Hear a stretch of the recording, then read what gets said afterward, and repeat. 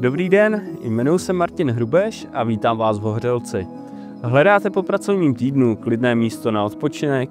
Jedno takové pro vás mám, 30 km od Pardubic. Pojďte se podívat. Chata je chytře dispozičně řešena.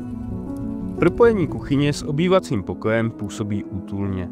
Pohodlné spaní pro 4 osoby. Příjemné vnitřní klima zajišťují kamna.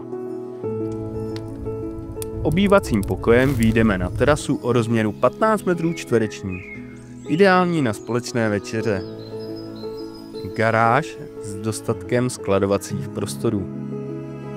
Celková plocha pozemku 412 m², z toho 59 zastavěná a 353 m², hezké zahrady s posezením a ohništěm.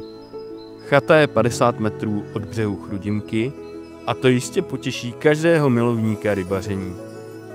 V příjemné procházkové vzdálenosti se nachází mnoho památek, přírodní rezervace a vodní nádrž Seč. Vše do 3 kilometrů.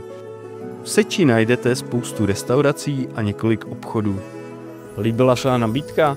Pište, volejte, budu se těšit na osobní setkání, mějte se hezky a na viděnou.